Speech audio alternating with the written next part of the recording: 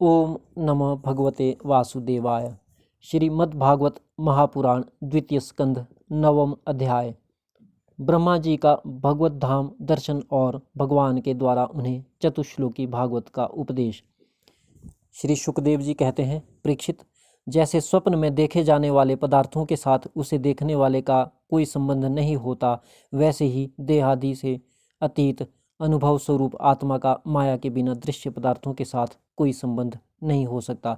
विविध रूप वाली माया के कारण वह विविध रूप वाला प्रतीत होता है, और जब उसके गुणों में रम जाता है तब यह मैं हूँ, यह मेरा है, इस प्रकार मानने लगता है। किंतु जब यह गुणों के क्षुब्ध करने वाले काल और मोह उत्पन्न करने वाली माया इन दोनों से परे अपने अनंत स्वरूप में मोह रहित होकर रमण करने लगता है, आत्माराम हो जाता है, तब यह मैं मेरा का भाव छोड़कर पूर्ण उदासीन गुणातीत हो जाता है।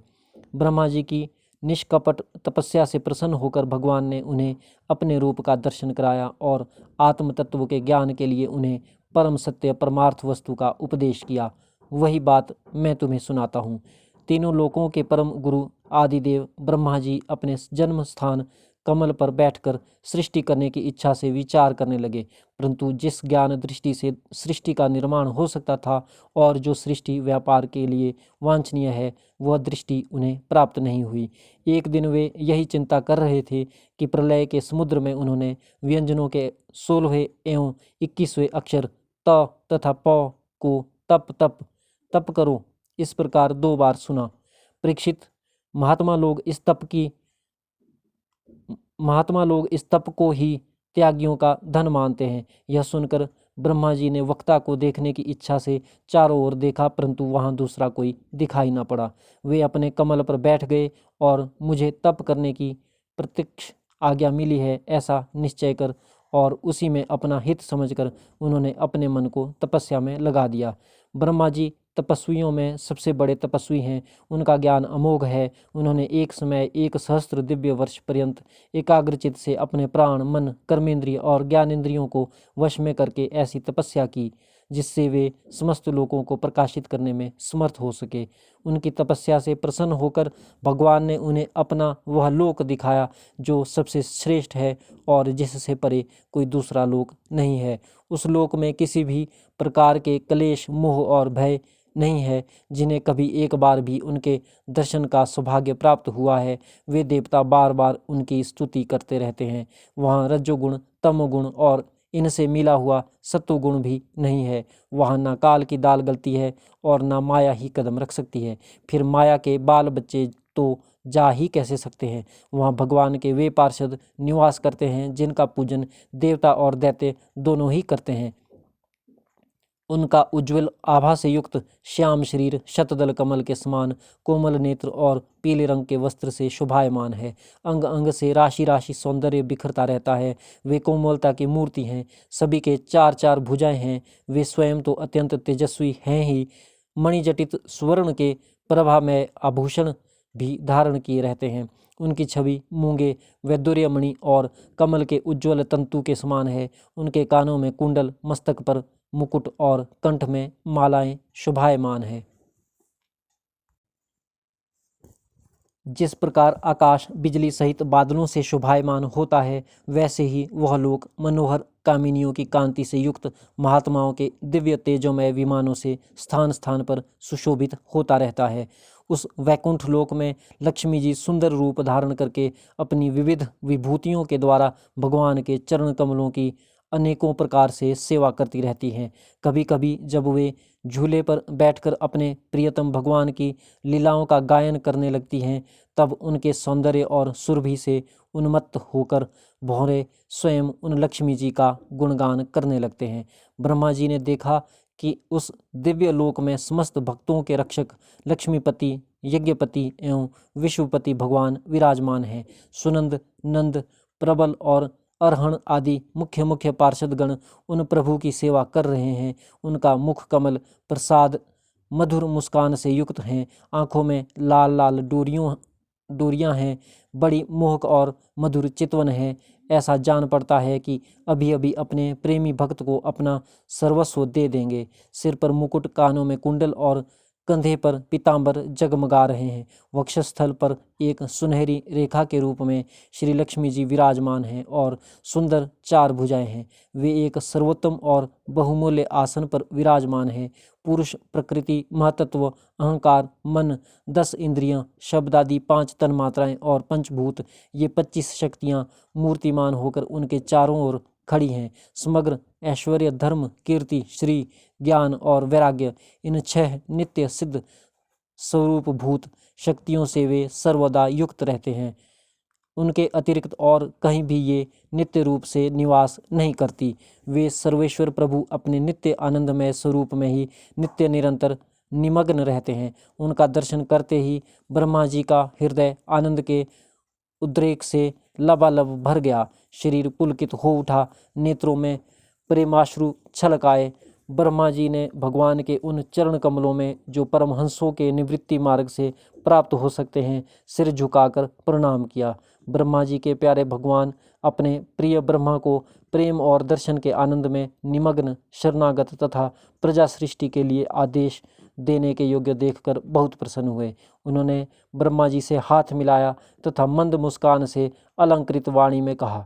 श्री भगवान ने कहा, ब्रह्मा जी, तुम्हारे हृदय में तो समस्त वेदों का ज्ञान विद्यमान है। तुमने सृष्टि रचना की इच्छा से चिरकाल तक तपस्या करके मुझे भली भांति संतुष्ट कर दिया है। मन में कपट रखकर योग साधन करने वाले मुझे कभी प्रसन्न नहीं कर सकते। तुम्हारा कल्याण हो, तुम्हारी जो अभिलाषा हो वही वर मुझसे मांग लो, क्योंकि मैं मुँह मांगी वस्तु देने में समर्थ हूँ। ब्रह्मा जी, जीव के समस्त कल्याणकारी साधनों का विश्राम पर्यवसान मेरे दर्शन में ही है। तुमने मुझे देखे बिना ही उस सूने जल में मेरी वाणी सुनकर इतनी घोर तपस्या की है। इसी से मेरी इच्छा से तुम्हें मेरे लोक का दर्शन हुआ है। तुम उस समय सृष्टि की रचना का कर्म करने में किंग कर्तव्य विमूढ़ हो रहे थे। इसी से मैंने तुम्हें तपस्या करने की आज्ञा दी थी, क्योंकि निष्पाप तपस्या मेरा हृदय है और मैं स्वयं तपस्या का आत्मा हूँ। मैं तपस्या से ही इस संसार की सृष्टि करता हूँ, तपस्या से ही इसका धारण पोषण करता हूँ और फिर तपस्या से ही इसे अपने में लीन कर लेता हूँ। तपस्या मेरी एक दुर्लभ्य शक्ति है। तपस्या मेरी एक दुर्लंघ्य शक्ति है।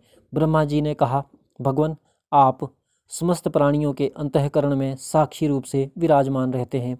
आप अपने अप्रतिहत ज्ञान से यह जानते ही हैं कि मैं क्या करना चाहता हूँ। नाथ, आप कृपा करके मुझ याचक की यह मांग पूरी कीजिए कि मैं रूप रहित आपके सगुण और निर्गुण दोनों ही रूपों को जान सकूं।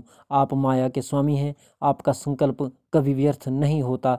जैसे मकड़ी अपने मुंह से जाला निकालकर उसमें क्रीड़ा करती है और फिर उसे अपने में लीन कर लेती है, वैसे ही आप अपनी माया का आश्रय लेकर इस विविध शक्ति संपन्न जगत की उत्पत्ति, पालन और संहार करने के लिए अपने आप को ही अनेक रूपों में बना देते हैं और क्रीड़ा करते हैं। इस प्रकार आप कैसे करते हैं, इस मर्म को मैं जान सकूं, ऐसा ज्ञान आप मुझे दीजिए। आप मुझे पर ऐसी कृपा कीजिए कि मैं सजग रहकर सावधानी से आपकी आज्ञा का पालन कर सकूं और सृष्टि की रचना करते समय भी कर्तापन आदि के अभिमान से बंध ना जाऊं। प्रभो, आपने एक मित्र के समान हाथ पकड़कर मुझे अपना मित्र स्वीकार किया है।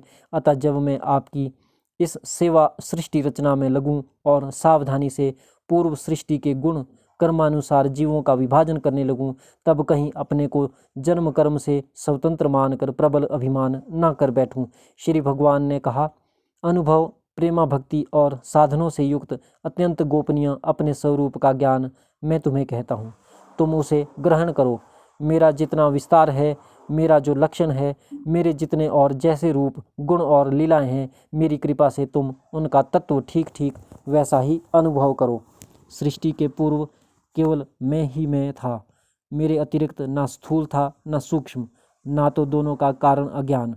जहाँ यह सृष्टि है वहाँ मैं ही मैं हूँ, और इस सृष्टि के रूप में जो कुछ प्रतीति हो रहा है वह भी मैं ही हूँ, और जो कुछ बचा रहेगा, जो कुछ प्रतीत हो रहा है वह भी मैं ही हूँ, और जो कुछ बचा रहेगा वह भी मैं ही हूँ। वास्तव में न होने पर भी जो कुछ अनिर्वचनीय वस्तु मेरे अतिरिक्त मुझ परमात्मा में दो चंद्रमाओं की तरह मिथ्या ही प्रतीति हो रही है अथवा विद्यमान होने पर भी आकाशमंडल के नक्षत्रों में राहु की भांति जो मेरी प्रतीति नहीं होती, इसे मेरी माया समझना चाहिए। जैसे प्राणियों के पंचभूत रहित छोटे बड़े शरीरों में आकाश आदि पंचमहाभूत उन शरीरों के कार्य रूप से निर्मित होने के कारण प्रवेश करते भी हैं और पहले से ही उन स्थानों और रूपों में कारण रूप से विद्यमान रहने के कारण प्रवेश नहीं भी करते, वैसे ही उन प्राणियों के शरीर की दृष्टि से मैं उनमें आत्मा के रूप में प्रवेश किए हूँ और आत्मदृष्टि से अपने अतिरिक्त और कोई वस्तु ना होने के कारण उनमें प्रविष्ट नहीं भी हूँ। यह ब्रह्म नहीं, यह ब्रह्म नहीं, इस प्रकार निषेध की पद्धति से और यह ब्रह्म है, यह ब्रह्म है, इस अन्वय की पद्धति से यही सिद्ध होता है कि सर्वातीत एवं सर्वस्वरूप भगवान ही सर्वदा और सर्वत्र स्थित हैं। वही वास्तविक तत्व हैं। जो आत्मा अथवा परमात्मा का तत्व जानना चाहते हैं, उन्हें केवल इतना ही जानने की आवश्यकता है। ब्रह्मा जी, तुम अविचल समाधि के द्वारा मेरे इस सिद्धांत में पूर्ण निष्ठा कर लो। इससे तुम्हें कल्प कल्प में विविध प्रकार की सृष्टि रचना करते रहने पर भी कभी मोह नहीं होगा। श्री शुकदेव जी कहते हैं, लोक पितामह ब्रह्मा जी को इस प्रकार उपदेश देकर अजन्मा भगवान ने उनके देखते ही देखते अपने उस रूप को छिपा लिया। जब सर्वभूत स्वरूप ब्रह्मा जी ने देखा कि भगवान ने अपने इंद्रिय गोचर स्वरूप को हमारे नेत्रों के सामने से हटा लिया है, तब उन्होंने अंजलि बांधकर उन्हें प्रणाम किया और पहले कल्प में जैसी सृष्टि थी उसी रूप में इस विश्व की रचना की।